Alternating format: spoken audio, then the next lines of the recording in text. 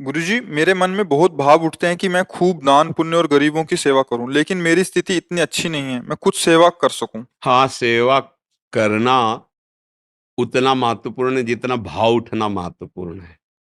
समझ रहे ना? आपके अंदर जैसे भाव है कि ऐसा ऐसा करूं, ऐसा ऐसा करूं, आपकी उन्नति हो जाएगी। क्रियाएं, मान लो आपके पास चार रोटी है, चार पाते हो, तो एक रोटी निकाल दो, एक रोटी की भूख रखो, उसमें से चिड़िया, पंछी, गई गऊ किसी को भी दे दो। आए हुए भूखे अतिथि, किसी साधु महात्मा किसी को भी दे दो। आपकी वो एक रोटी दूसरे के करोड़ों मन अन्नदान के बराबर नहीं होगी, क्योंकि आप उतनी सामर्थ्य वाले हैं और आपका भाव बहुत है। बस वो भाव काम कर जाएगा। समझ रहे हो? और अगर कहीं नाम वाम की प्राप्ति के लिए हो, जैसे आजकल लोग पंखा लगवाते हैं, तो पंखुड़ी में जिला नंबर पूरा सब दे देते ना। एक पंखा लगाया और पूरा नाम और पूरा मतलब पूरा पता उसी में लिखा हुआ है। ये सब केवल मलिनता है, अहंकार की मलिन, ये सब नहीं। अपने पास है, उसी में से हम चार रोटी है, तीन में काम चला लेते, एक रोटी में आधी रोटी पक्षियों को डाल दिया, आधी गऊ को पवा दिया, कभी किसी भूखे को पवा। ज्यादा कोई ऐसा अवसर है तो आज हम उपवास कर लेते, चारों रोटी किसी को पवा देते। इससे बड़ा कोई दान नहीं। ध्यान रखना। एक बार एक मुदगल नाम के ऋषि थे, वो सीलोंच वृत्ति से जीते थे। सीलोंच कहते हैं, ये शास्त्रीय शब्द है। जैसे किसान अपनी फसल काट ले जाता है, फिर जो बालियां और दाने पड़े रहते हैं उसे सीला कहते हैं, सील। और बाजार में जहां अन्न बेचा जाता है वहां से सब उठ गया, अब जो दाने पड़े रहते हैं उसे उंच कहते हैं। सील और उंच, इन दोनों वृत्ति से वो अन्न इकट्ठा करते थे। तो बड़ी मेहनत के बाद मान लो 15 किलो लगभग हुआ, इससे ज्यादा नहीं, क्योंकि किसान तो सब अपना ले गया। अब जो एक बाली एक दाना ऐसे पड़ा खेतों में वो बिन लिया, बाजार उठ गई, जो दाना पड़ा है वो बिन लिया, और उसको भुनवा लेते थे और उसका बस सतुआ बना लेते थे और उसी से जीवन काटते थे। रात दिन भजन तपस्या और उसी को पाते थे। पर उनका ये नियम था, अगर उनके पास कोई आ गया तो भूखा नहीं जाने देते थे। अब एकांत जंगल में रहते थे, ऐसे कोई जल्दी आता ही नहीं था। एक बार उनकी परीक्षा के लिए ऐसा हुआ कि आगे एक ऋषि रूप में बैठे, सब सतुआ पा गए पूरा। उन्होंने एक बार भी नहीं रोका कि मेरा क्या होगा। स- और पानी पिया, मुंह पोछा, चल दिए। तो जो वहां सतुआ के कण गिरे थे ना, तो एक नेवला वहां से निकला, तो आधे शरीर पे सतुआ का कण लगा तो स्वर्ण का हो गया, तेजस्वी।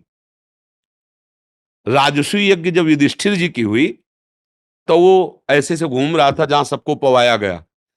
फिर भगवान श्री कृष्ण और अर्जुन युधिष्ठिर जहां बैठे थे वहां से निकला और कहा, ये मुदगल ऋषि की सतुआ यज्ञ से बढ़ के नहीं है, राजसूय यज्ञ हुआ। तो भगवान ने कहा, ऐसा क्यों तुम कहते हो? बोले, देखो सतुआ के कण लगे थे तो आधा में स्वर्ण का हो गया, यहाँ सब जगह घूम आया, हमारा एक बाल भी स्वर्ण का नहीं रहा। तो हमारी बात समझ रहे ना? कितनी कठिन मेहनत से बीन बीन कर दाना वो एकत्रित करते, तो उनके द्वारा सतुआ यज्ञ की बराबरी भगवान जहां बैठे राजसूय यज्ञ नहीं हुई। हमें जरूरत नहीं कि हमारे पास धन आवे, हमें जरूरत है जितना हमारे पास है उसमें से अपने परिवार का पोषण करते, अगर एक रोटी भी बाहर दे वो बहुत बड़ा दान। समझ रहे हो ना? आपका भाव होना चाहिए। संपत्ति खास बात नहीं है, खास बात भाव है। भाव है ना, तो भगवान आपकी हर सेवा स्वीकार कर रहे हैं। काश हमारे पास ऐसा होता तो भगवान को फूल बंगला बनाता, प्रभु उसमें बैठते, 56 भोग। अब लग रहा है, हो रहा है, आपको इसका फल मिलेगा। ये कलयुग का विशेष प्रताप, कलिकर एक पुनीत प्रतापा, मानस पुण्य होई और नहीं पापा। तो इसलिए धन की आकांक्षा तो मत करो, पर भाव जो है उसमें जो है उसको सुरक्षित रखो, ये आपको लाभ प्रदान करेगा। और ये मत रखो कि ये गरीब है, मुझे, मैं बड़ा हूं इसलिए दे रहा हूं, नहीं नहीं, मुझे भगवान इस रूप में आके सेवा का सौभाग्य दे रहे हैं, ऐसा भाव। और धनी है मान लो ऐसे, चल बांट दो इनको, तो पुण्य तो मिल गया, लेकिन जो उसका लाभ मिलना चाहिए वो नहीं मिलेगा। इसका लाभ सीधे भगवान प्रसन्न हो जाएं, सबके हृदय में भगवान बैठे, ये तुमसे हो सकता है। सबके प्रति भगवत भाव, अवसर मिल जाए, मृदु वचन, जल और रोटी का टुकड़ा, ये तो कोई भी दे सकता है।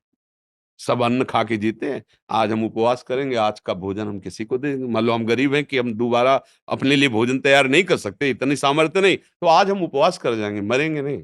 आज हम किसी संत को पवा देते हैं, किसी भूखे को पवा देते हैं, किसी पशु को दे देते हैं। ऐसी भावना रखो, भगवान मुझे धन दे तब मैं से ऐसा नहीं होता। वो धन आएगा तो हो सकता है ऐसी प्रमाद स्थिति हो जाए कि ऐसे अपराध बनने लगे कि जिसका भाव करते हो भाव ही खत्म हो जाए। इसलिए बहुत सावधान होकर के चलो, भगवान जिस परिस्थिति में रखें बहुत अच्छा है और भाव बढ़ाते चले जाओ। भगवान भाव के भूखे हैं, भाव का हूँ भूखा हूँ मैं और भाव ही एक सार है, भाव से मुझको भजे तो भव से बेड़ा पार है, भगवान के वचन है। जी।